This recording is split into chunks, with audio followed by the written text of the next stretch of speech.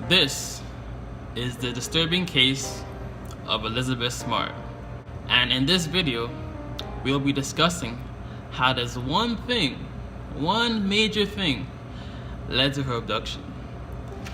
Let's tap in. Lay up on the water, my lady in the corner, she foreign. Wake up in the morning, margarita calling. I answer and I'm speaking. I save all of my tweaking for the weekend. The city is my paradise. Hey y'all, what's good? You all Guan gang. Welcome back to the channel. If you're new to the channel, my goal is to provide you with a daily dose of edutainment. My goal is to both entertain you, make you laugh, but also give you knowledge and nuggets of wisdom that you can apply to your own day-to-day life and make it better. Hence the term edutainment. You get me? Definitely dab on that subscribe button, hit them folks and that like button.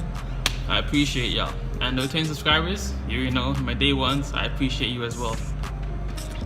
So if you don't know the case of Elizabeth Smart, let me fill you in real quick.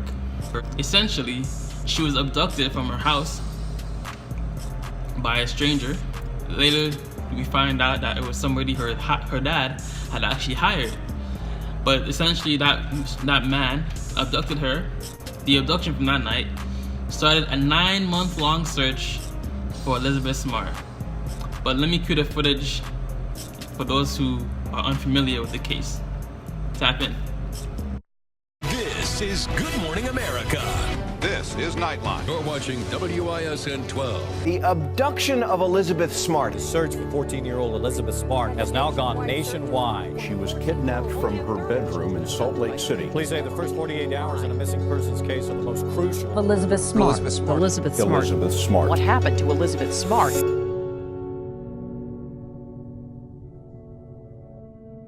So when I was 14, I remember crawling into bed next to my younger sister and falling asleep. The next thing I remember hearing was a man's voice saying, "I have a knife at your neck, don't make a sound, get up and come with me." I remember getting up and doing exactly as he said, because I didn't know if he'd been through my house already. I didn't know if he'd killed the rest of my family. The one thing I did know, though, was that my younger sister was still in bed next to me, alive. He led me up behind my house, up into the mountains. I was brought into this campsite. It was very well stocked, very well hidden, and it was this man who had kidnapped me, and his wife was waiting for us there. The woman took me into the tent where she forced me to change the clothes I had on, and then she got up and left, and the next thing I knew, this man was in there telling me I was his wife and then raping me. Then I remember he was kneeling above me and he had this piece of metal cable and he was wrapping it around my ankle and then crushing these bolts into place so that I couldn't escape. And that was the beginning of what turned into the longest 9 months of my life.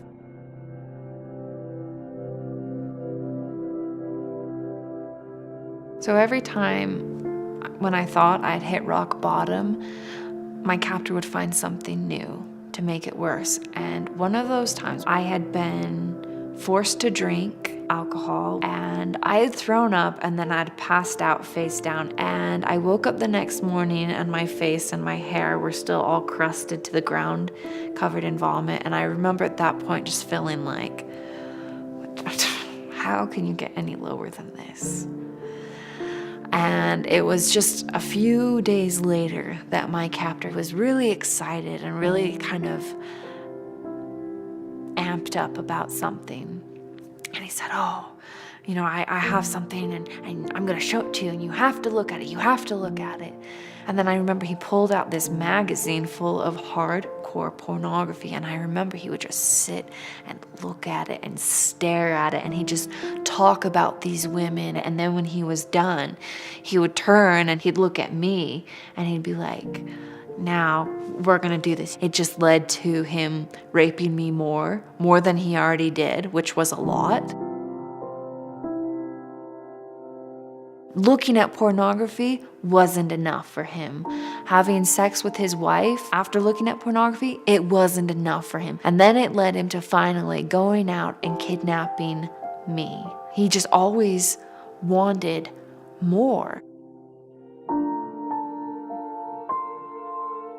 I can't say that he would not have gone out and kidnapped me had he not looked at pornography. All I know is that pornography made my living hell worse.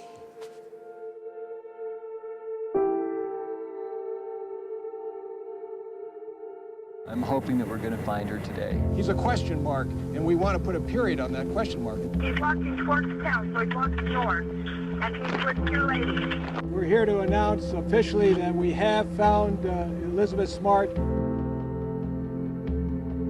Actually, the following morning after I was rescued, my mom gave me a piece of advice that really changed my life forever. And she said to me, Elizabeth, what these people have done to you is so terrible, and you may never feel like restitution is made, but the best punishment that you could ever give them is to be happy. And that advice has helped make me who I am today.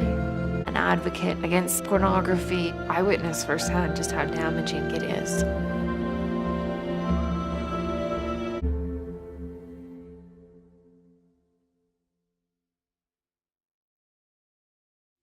So one major thing for us to take away from that video and that whole disturbing scenario was the impact of pornography on that whole situation.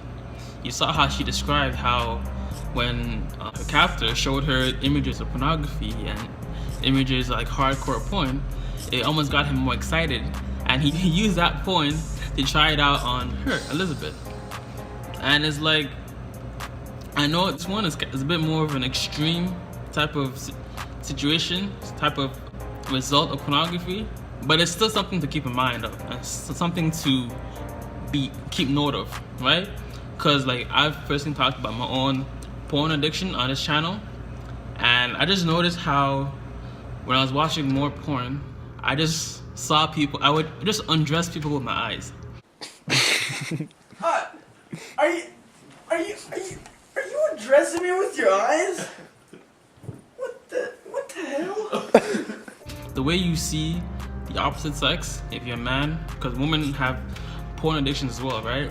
If you're a man looking at women, or a woman looking at men, you just undress people with your eyes. You're just like, what do you look like naked? Like you don't even see people as like, you know, date like person to person. You see them as like person to sexual object. You know what I mean?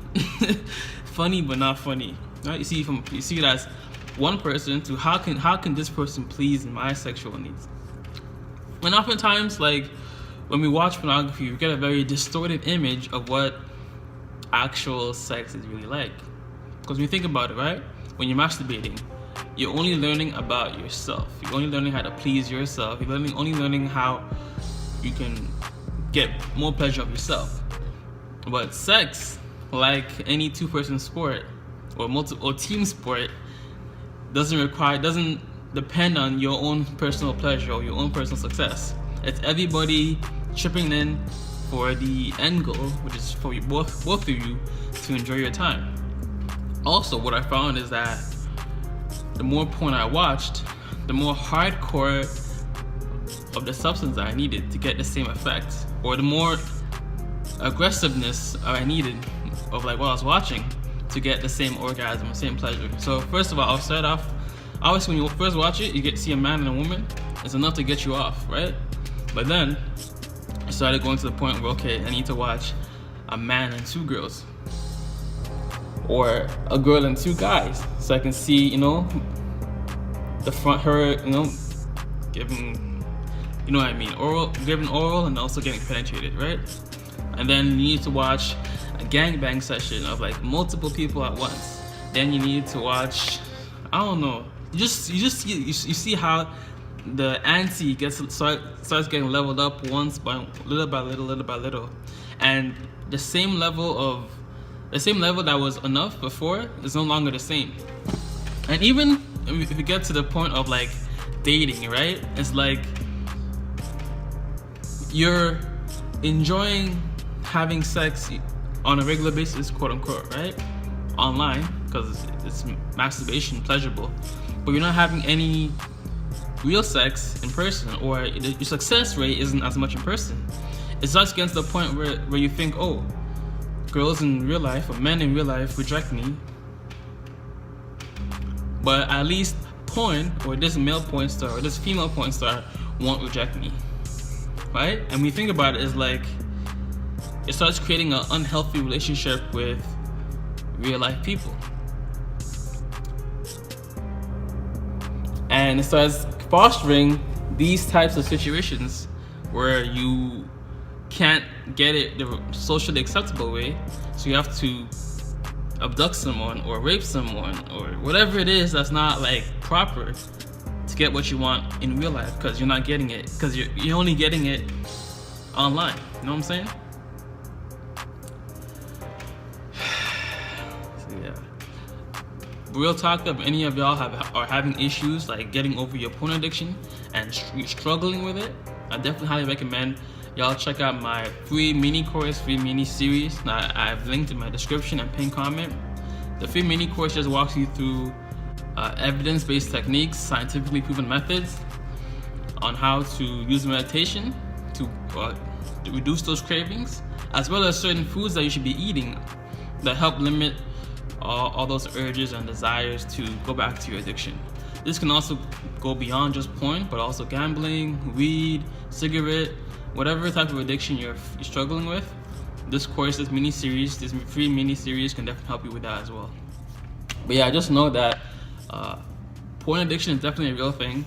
And if you feel personally that you don't have a porn addiction, go 2 weeks to a month without watching porn and let me know if you can do that. If you can't do that, you're more than likely you're addicted to that pornography or whatever substance that you think you're not addicted to. If you want more in-depth stories about people's experience with pornography, you can definitely check out a male porn star's perspective or a female porn star's perspective. Or I have a ton of other videos on how practical tips, practical insights, and on how you can quit your addiction forever. But yeah, I'll see you on the next video. Deuces, God bless, much love, peace and joy, namaste, and always remember, always, always, always, if it doesn't feed you, don't water it. Whatever it is, people, environment, substances, whatever it is, what you're watching, listening, what you're eating, is not nurturing you or making you better, cut it off, bro. Alright, fam. Deuces. Check out the free newsletter. Alright. Deuces. And I'm back with my partners. We got a ole, yeah. Bottle of Corona, lay up on the water. My lady in the corner, she foreign. Wake up in the morning, margarita.